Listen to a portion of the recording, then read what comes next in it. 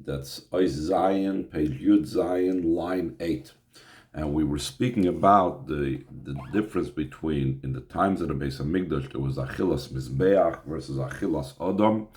There was what Mizbeach ate had to do with Seder Ishtalshlus, because the Mizbeach was the level of Malchus. Odom goes on Zeir Ampin, the ends of the Olam Hasein Sof. And the similar vein is the difference between the eating during the week and eating during Shabbos, during the week. Since we're being mevarer berudim, we're dealing with the world, we're dealing with elevating the sparks from the world. On Shabbos, where it's higher than being mevarer berudim, it's similar to Achilas Adam, higher than the Seder Ishtalshlus. So now the Rebbe is going to make another type of comparison of these two types of eating, Achilas Mizbeach versus Achilas Adam. So he says in Ois Zayin, Val derech zeh wa hefresh bein Achilas Sadikim l'Achilas beinim shalom. In a similar vein is the difference between how Tzadikim eat and consume food. That's going to be likened to Achilas Adam, to the eating of the Koyanim, similar to Shabbos, versus Beinanim, eating of food, and he doesn't want to say it by name, and those are lower than Beinanim. When they eat the food, it's similar to Achilas Mizbeach, it's similar to Achilas Choil, etc. The Achilas HaBeinim Shalom, the eating of the Beinim, and those are lower than Beinanim, who Inyanu Bet and Rishoyim Techser. There's the idea that the stomach of Rishoyim are lacking. It's the idea of dealing with extracting the netzoitzes from the Rishoyim, meaning from the klippas. The consumption of tzadikim is not so focused on the extraction of the sparks, but he's eating to satiate his soul. He's eating to draw down an oir chodosh, a newer and greater light onto his nefesh. So he says in line 13, the idea behind this is the Niksiv, it says in the Pasuk, V'zarati is Beis Yisrael, Zera Odom, Zera Behem. Navi says what Hashem told him, that I have planted the house of Yisrael, two types of people, the seed of humans and the seed of animals. The neshamas habeinim b'rishoyim uzara behema, that neshamas of beinim, and like he called them before, those are lower than beinim, is animal seed. But neshamas of tzadikim uzara adam, and the neshama of tzadikim, that is human seed, human descendants. V'hefresh be'avoyas haneshamas, the zera adam, la'avoyas haneshamas, the zera behema, who the difference between the avoid of neshamas, of those that are called human seed, the avoid of the neshamas of animal seed, is the avoidas haneshamas, the zera behema, he avoided das tachten. The zera behema's avoida is the avoida of the lower awareness and perception of Hashem. The avoidas haneshamas, the zera adam, he avoided the das aliyah. The avoid of the neshamas of zera adam is the avoid of the higher perception and comprehension or realization of Hashem, as he's going to explain. The das tachten the das tachten approach and appreciation of Hashem's relationship with the world is that the world was created from nothing to something. As soon as you say the nothing to something, we are the something, and the nothing is what created us. The lamata yesh, or lamayla ayin, down here below is the yesh, the existence, but above is something that we're calling ayin. That's das tachten, that's the tachten's perspective. What's tangible is real, what's intangible we call ayin. Though he knows logically, and even he feels that the godly life force is the one that gives life and brings into being the yesh, and not only is he aware that that's what brought it into being once, but rather that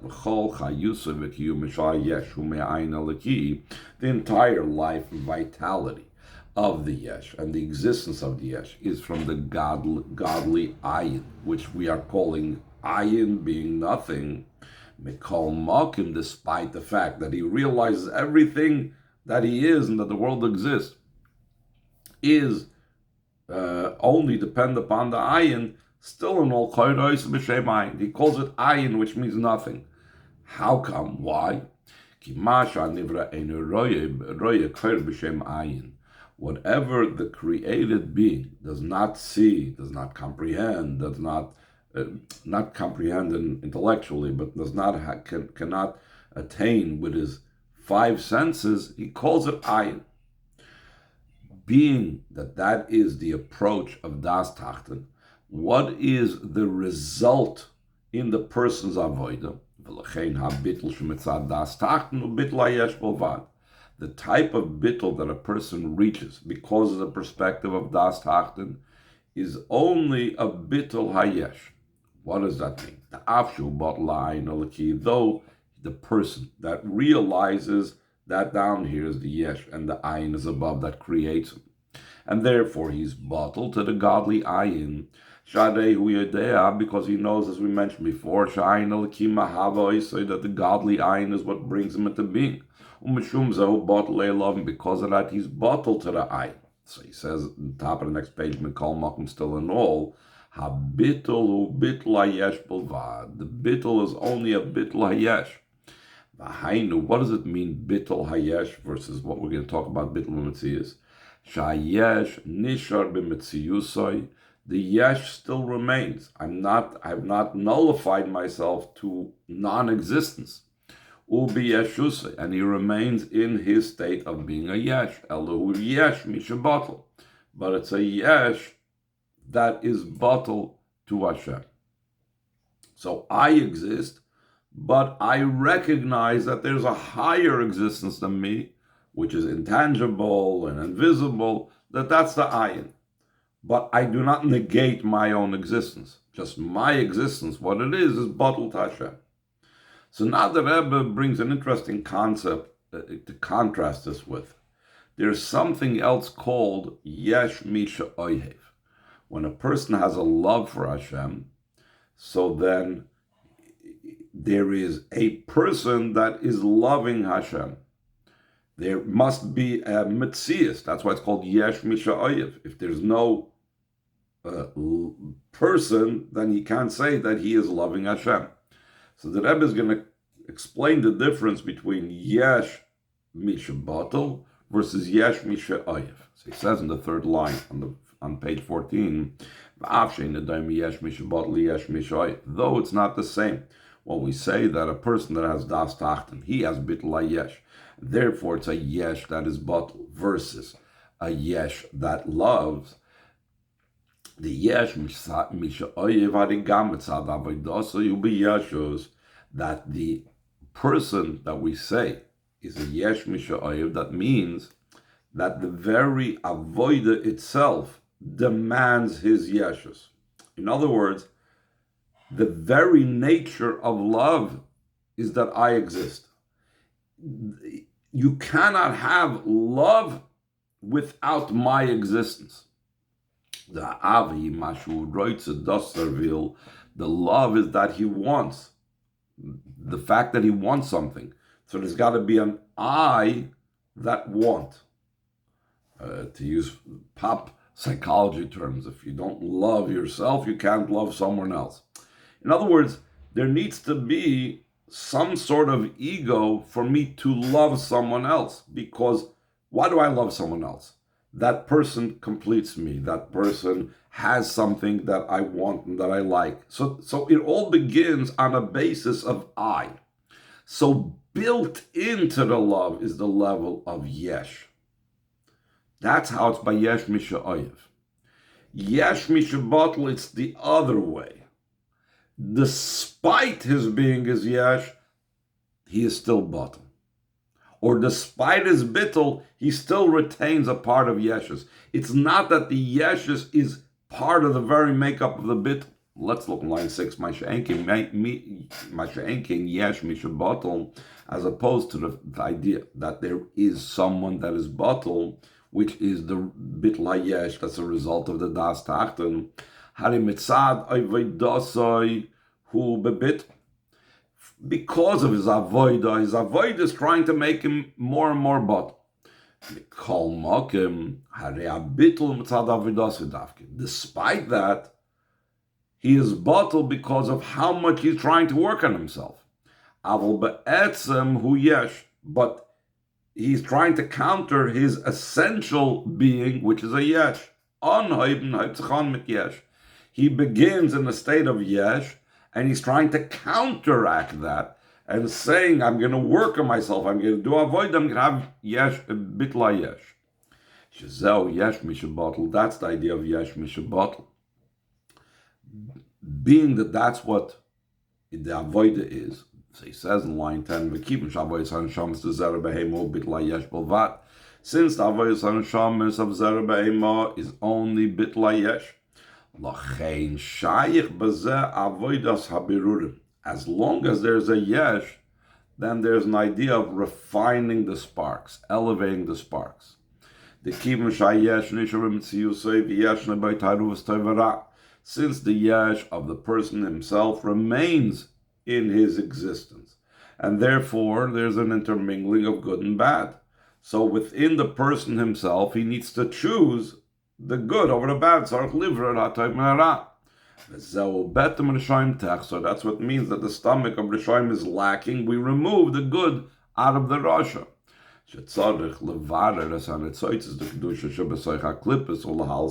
We need to refine the sparks of holiness that's within the klippos and to elevate them. But avodas hanashamas the zera adam hi avodah das elyon shalamayla yesh shalamata ayin. The avodah of neshamas of human seed is the avodah of the higher intellect, the higher meaning the higher appreciation, the higher comprehension of Hashem. And that higher comprehension of Hashem says just the opposite in Das Tachten. That appreciates that what is the true existence, where is the true yesh, that's above. We are nothing. We are non-existence. All things down here below are completely nothing. If so, how can you be mavara something that's nothing? It's non-existent. Therefore, there's no idea of refining any sparks, at least within the person himself. If I'm nothing, there's no clipper that I need to remove the sparks from. Since he leaves and departs from the idea of yeshes totally, this means this feeling, this awareness, that above is the yesh and down here below is the ayin.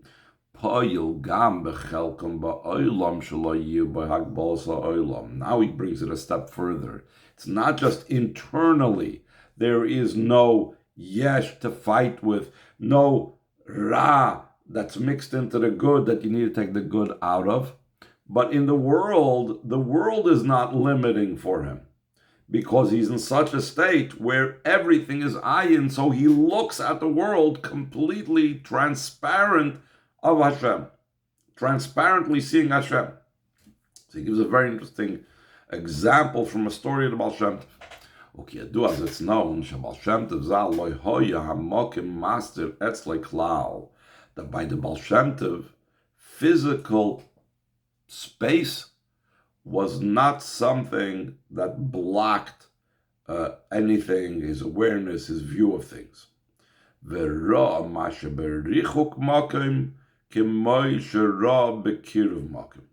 He saw things that were at a distance, just like one would see something that's close. So perhaps we'll say the Baal Shem Tov was a big tzaddik, he had nevuah, he had ruach hakodesh, he was able to see beyond the physical. So he says that's not the meaning over here. But rather, it's explained, it wasn't like some type of prophecy that he was told what's far away from him. Rather, he saw it with his physical sense of sight. How could that be? Behind the reason for this was the feeling and the awareness that the Baal Shem Tov had in his soul. In other words, that only Lamaila is yesh, and down here everything was ayin, Everything was transparent to him. He saw godliness here and nothing else. So therefore, Paul Gam Bechelke Ba'olam, this affected top of page 15. Also in his portion in the world, Shalayiu Boy Hagbolas Ha'olam, the limitations of the world fell away for him. Therefore, he saw at a distance like he saw close by. Because in his part of the world that he was engaging with and he was aware of, he did not have any limitations of place. And the distance in place and the closeness in place were equal. Behind this means though he was within the category of place, place itself became higher than the limitations of place. In other words, like we're soon going to explain how it's going to be an intermingling of both. Place remained, and yet without its limitations. Similar to what we say about the place of the Aron was not able to be measured. Though the Aron, where the luchas were, it was limited. It had a length, certain Torah prescribed a certain length, a certain width, a certain height. So to the place, the location where the Aron was located, and the Kodesh Kadashim was also limited in its length and its width and its height. Despite that, the place of the Aron did not measure. It was not something that if you would measure the Kodesh Kadashim, you would see that the Aron took up any place. So you had the intermingling of the existence of place without the limitations of place. So in a similar vein, he says in line 11, in a similar vein was by Baal Shem Tov, place was not in a way of a yesh whatsoever. And so too it's in all tzaddikim. Because we're trying to explain the difference in tzaddikim and beinanim. And Beinani, and those are lower than Beinanim, by them, it's better to Shem Techsar, they're engaged with the physical world, they're doing with the Berudim. Whereas Tzaddikim in general are not engaged with the world because they have the perspective of Lamaila Yesh Lamata Ayin, so they do not do the Berudim. So it cannot be just limited to the Baal Shem Tov. The Afshin is a Nemar al Baal Shem Tov, Areikenu Gam B'Kol Tzaddikim. Though this was said about the Baal Shem Tov, this applies in all Tzaddikim. Shebechelkam ba'olam einag bol sa'olam, that in their portion of the world, which they engage in, and they deal with, we can't use the word elevating in the simple sense, but what they have to deal with, there's no limitations of the world. Move on, because there's no limitations of the world. So from this is understood, by tzaddikim, the whole idea of refining and elevating the sparks do not apply, because there's no klippa that they're extracting from. So what is the consumption of tzaddikim? It's like we said, like the achila of the koyanim, like the achila of Shabbos. And the consumption of tzaddikim is what it says that the tzaddik is eating for the satiation of his soul, meaning he's trying to bring satisfaction to his spiritual side. He's drawing down higher lights than was there before. It's the idea of drawing down a new light that's beyond the world. And this Amshacha comes down into the level of Zeir Ampin. We said earlier in the Maimer that Zeir Ampin, that's a level of Adam Ha'elyon, and Achilas Adam means you are bringing a Chayis into the level of Adam Ha'elyon, into the Zeir Ampin. But the fact that it's being drawn down to Zeir Ampin doesn't mean that just Zeir Ampin, the Adam Ha'elyon, gains from it. But from that, by the Amshachet Zeir Ampin, Imshach Gam B'chinas HaMalchus, through drawing down in Zeir Ampin, it comes down also into the level of Malchus, Shezeu Tzadik Oichol Soiva Nafshoi, that the Tzadik eats for the satiation of the soul. The nefesh bechinas hamalchus. We know that in the levels of nefesh, ruach, neshama, chaya, yechida, nefesh corresponds to malchus. That's why David is also the nefesh haklali, because he's the level of Sfiras HaMalchus.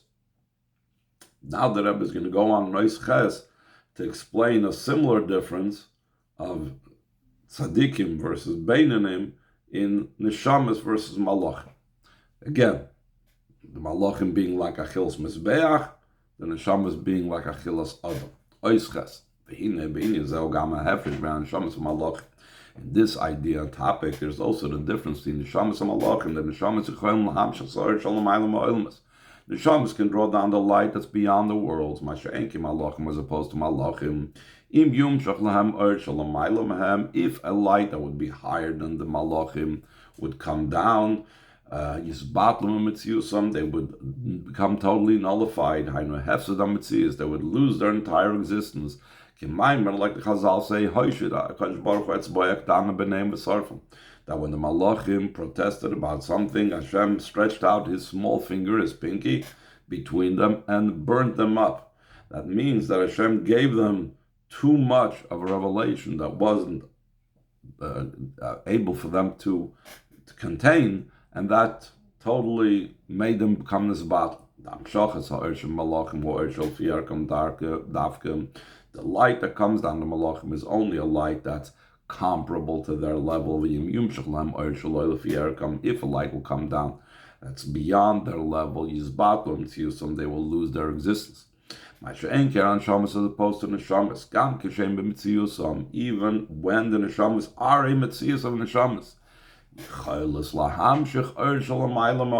they are able to draw down a light that's higher than the worlds. How is that possible? Why shouldn't the neshamas be in this battle if the earth comes higher than them, just like malachim become this battle? The reason for this is malachim at their core, they are created entities. They are and created beings. It's impossible that a light that is higher than them can come down. Because they are a level of a yesh, they are in existence. To such a degree are they a yesh that even when they're bottled, their existence exists. Let's see inside. Until even when the malachim are doing a shlichus of Hashem. Then when they're doing a shlichus, they are totally nullified. Ad shenikroim b'shem Havaya, top of page Chav, they're called Havaya. That Hagar called out the name of Havaya that spoke to her, even though it says Malachim appeared to her. And the Malach also calls himself that I swear, so says Havaya. Malach is like identifying with Havaya. That's how bottle he is when he is fulfilling a shlichus of Hashem. Despite that, Mikol Malkim, the bittul of a malach, when he's fulfilling Hashem's mission, it's only a bittul of the yesh. Even then, while they're fulfilling the mission of Hashem, they're still in existence. Therefore, they cannot receive and accept a godly light that is beyond them. By neshamas it is that they are godliness the way it became a created being. And therefore, since they are at their core godliness, except they took on the image of a human being, of a creation, that's why they're able to receive and accept within them a light that's beyond them. So now he says a very important point. This is all the limitation of malachim not being able to receive a light that's higher in the world, is only the malachim on their own. They cannot receive and accept a light that's beyond them, because they are in existence, as we said before. That's also why it says that malachim are called standing still, whereas the neshamas are called mahalchim, travelers. Because as high as the Malachim go, it's still within the level of the worlds. That's why they're called standing, even though they travel, but they are traveling within a limited confine. They are in existence. But through the avoid of the neshamas of tzaddikim, poilim gam malachim, they affect also the malachim. It should be drawing down within the malachim of a new light that's beyond the worlds. And this is what we're going to elaborate tomorrow, how that connects with the pasuk in our parsha.